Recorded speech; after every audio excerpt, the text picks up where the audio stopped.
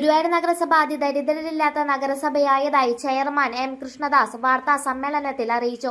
സ്ഥലവും വീടുമില്ലാത്തവർക്ക് വീട് നൽകിയും താമസ സ്ഥലത്തിന് വാടക നൽകിയും സ്വയം തൊഴിലിന് പിന്തുണ നൽകിയും ഭക്ഷണവും ഭക്ഷ്യവിഭവങ്ങളും എത്തിച്ചു നൽകിയുമെല്ലാമാണ് 144 പേരെ അതിദാരിദ്ര്യാവസ്ഥയിൽ നിന്ന് കരകയറ്റിയതെന്ന് ചെയർമാൻ പറഞ്ഞു.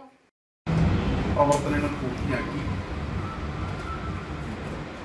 അതിദാരിദ്ര്യ മുക്ത നഗരസഭയായി പ്രഖ്യാപിക്കാൻ വേണ്ടി പോകുന്നു. ഇതിന് ഒരുപാട് ആളുകളെ നമ്മൾ സഹായിച്ചു.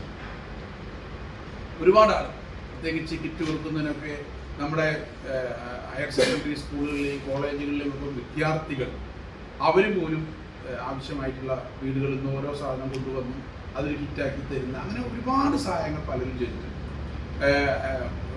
ഔഷധി പോലുള്ള സംവിധാനങ്ങൾ നമ്മളെ സഹായിച്ചിട്ടുണ്ട്.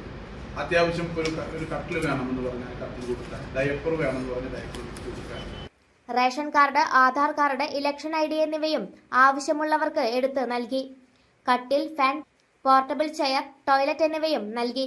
ആഗസ്റ്റ് 29 കാലത്ത് 11 നഗരസഭ ടൗൺ ഹാളിൽ നടക്കുന്ന ചടങ്ങിൽ NK അക്ബർ MLA അതിദാരിദ്ര്യ വിമുക്ത നഗരസഭാ പ്രഖ്യാപനം നിർവഹിക്കും. വൈസ് ചെയർപേഴ്സൺ അനീഷ്മ ഷനോജ്, സ്ഥിരം സമിതി അധ്യക്ഷരായ M Shafeer, Shailaja Sudan, AS Manoj, A Sainathan എന്നിവരും ചെയർമാനൊപ്പം വാർത്താ സമ്മേളനത്തിൽ പങ്കെടുത്തു.